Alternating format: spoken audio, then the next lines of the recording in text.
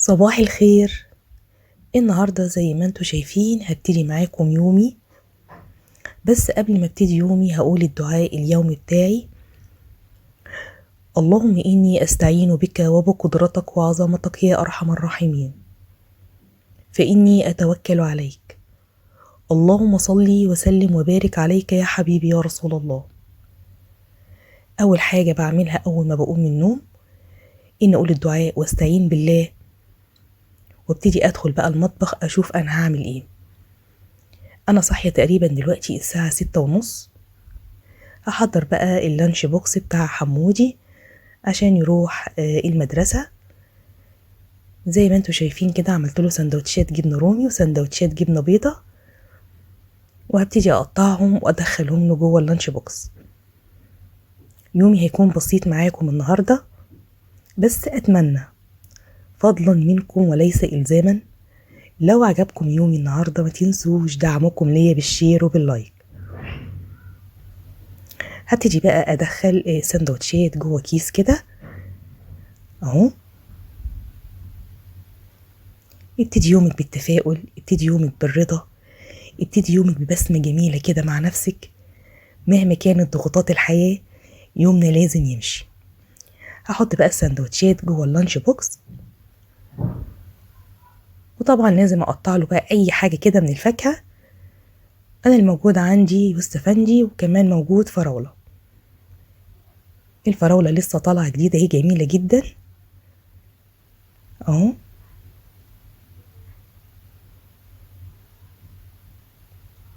تمام. وكمان هنقشر الاستفندي ونحطه له برضو، يعني تنويع بسيط كده في الفطار بتاعه. تمام. همشي بقى حمودي على المدرسة علشان ابتدي انا يومي معاكم. يلا بينا.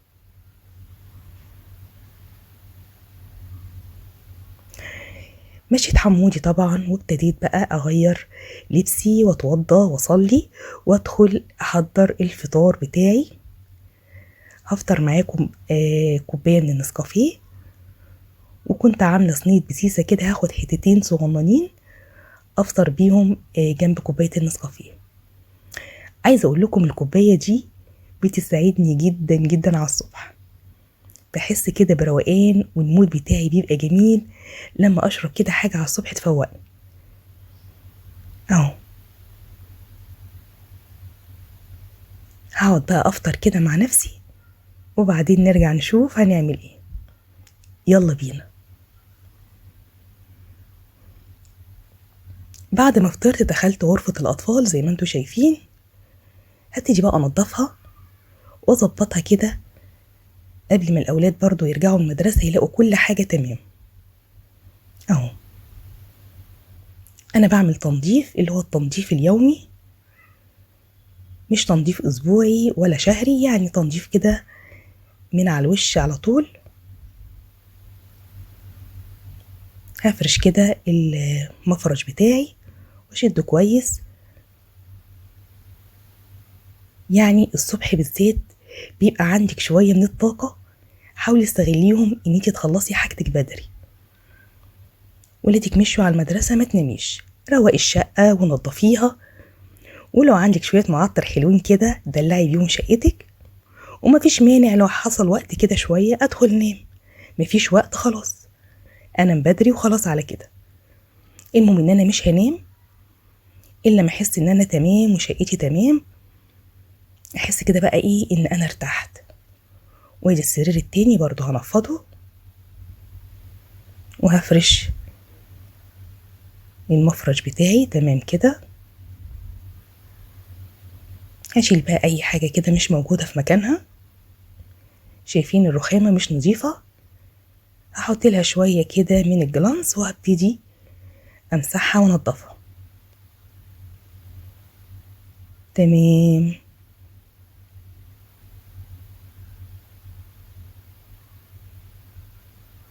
في حاجة هنا اهو مش عاجباني هبتدي برضو اعيد عليها.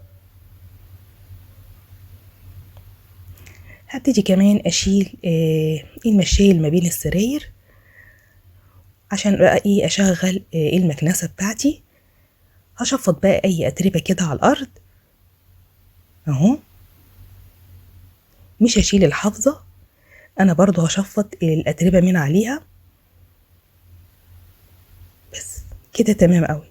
هسيب بقى الغرفة بتاعتي تتهوى وهطلع على غرفة الصالون. طبعا الأستاذ سليم كالعادة مش مخليلي حاجة في مكانها، وبرضو على قلبي زي العسل. هشيل بقى أي حاجة مش موجودة في مكانها وهرجعها مكانها تاني، حتى الكتاب. تمام كده. وادي لعب سليم برضو هنشيلها، وفوطة كمان مش موجودة مكانها هشيلها. تنفيضة بس بسيطة كده، وزي ما قلتلكم ده تنظيف يومي مش أسبوعي ومش شهري. يعني المفروض كل يوم تقومي من نومك يكون ده الروتين بتاعك، تنفيضة كده بسيطة، تشفيطة بالمكنسة اهو. هشفط برضو الحافظة كده على طول. تمام.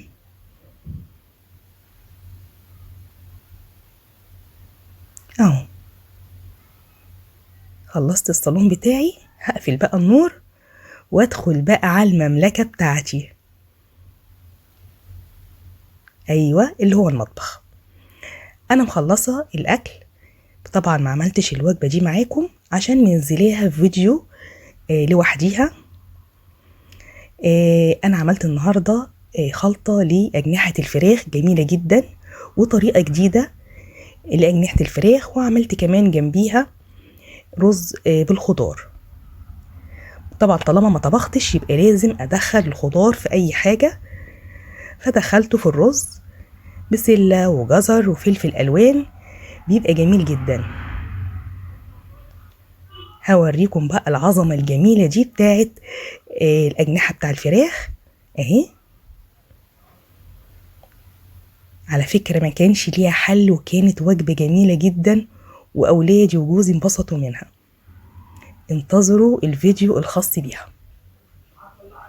هحضر بقى الغدا ونتغدى، وبعدين نرجع نشوف هنكمل يومنا ازاي. اوبا جينا بقى للمواعين، وهنا بقى انا عندي كلمتين ليكم. هديكوا كده روجيتا للسعادة النفسية. اولا لازم يكون عندك رضا داخلي وحب لنفسك، مش حب الشكل الخارجي، لا، حبي نفسك من جوه، حبي طباعك، حبي شخصيتك، قويها. عيشي اللحظة وبطلي قلق من بكرة، بطلي خوف، دوري على كل حاجة ممكن تساعدك، واوعي تربطي سعادتك بأشخاص. حطي هدف في حياتك واسعي ليه. خصصي كل يوم وقت لنفسك، واستعيدي نفسك بنفسك. خصصي كل يوم وقت لنفسك مهما كانت ضغوطات يومك. اسرقي ساعة لنفسك، دوري جواكي كده على الحاجة اللي تساعدك. ابعدي عن أي ناس سلبية في حياتك، أو على الأقل تجنبيهم. وما تنسيش طول ما علاقتك بربنا سليمة اعرفي انك في امان. قوي علاقتك بربنا، صدقيني هتحسي براحة وسعادة ورضا وطمأنينة. واخيرا طول ما هدفك هو انك تسعدي نفسك، صدقيني هتلاقي السعادة بتيجي لحد عندك.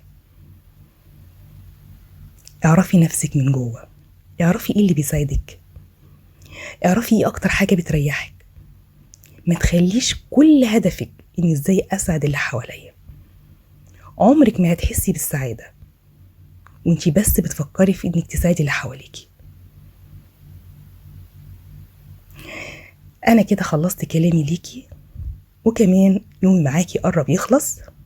خلصت المواعين، ودلوقتي هدعك الحوض بتاعي. وزي ما قلتلك انا بتعامل مع الحوض معاملة الطبق. طالما في مواعين وفي اكل اتعمل يبقى لازم الي في الحوض بتاعتي التليفة الحلوة اهو. بالسلك البلدي بتاعنا، مش اي حاجة تانية. نلاقي بقى الحوض بتاعنا وننضفه ونشوفه شطفة كويسة جدا، وبعدين بقى اروح اغير هدومي واقعد بقى مع نفسي كده شوية. زي ما قلتلك لازم تفكري ازاي تساعدي نفسك، اسرقي من الوقت اي حاجة.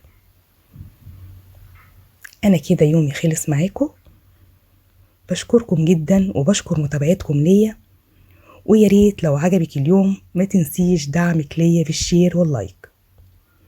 شكرا ليكم ولمتابعتكم، والسلام عليكم ورحمة الله وبركاته. بحبكم في الله.